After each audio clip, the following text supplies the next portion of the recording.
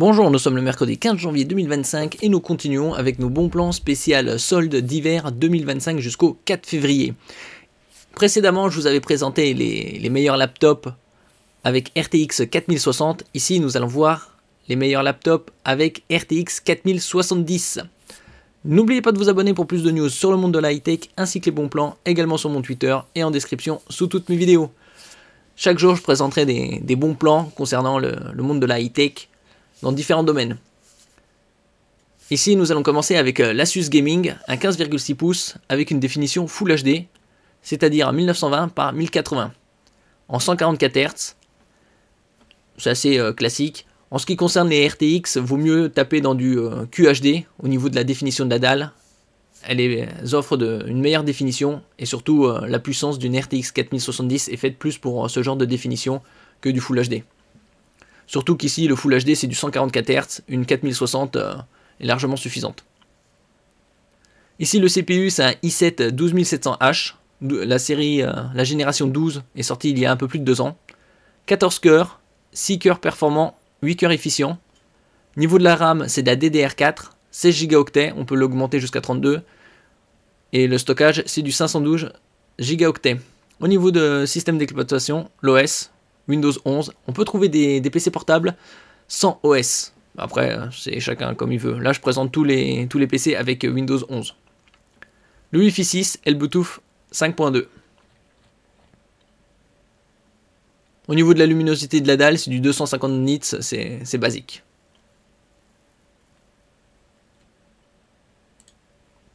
Nous passons au suivant, le HP Victus Gaming, un 16,1 pouces avec une définition Full HD, 1920 par 1080, dalle IPS anti-reflet et également 144 Hz.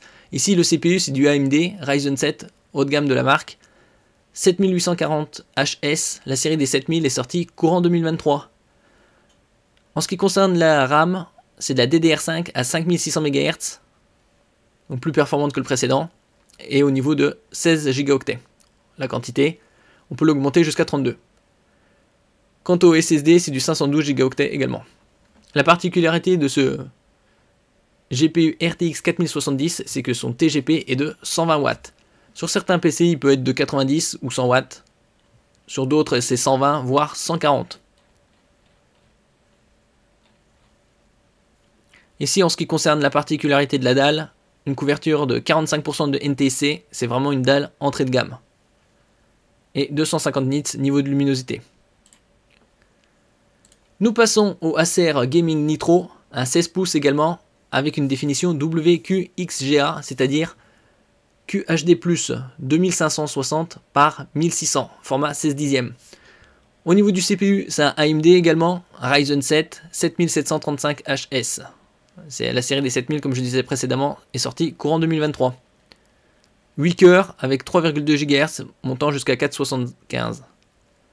Et 16 mégaoctets de cache L3. Plus il y a de cache en L3, plus le CPU gère de données.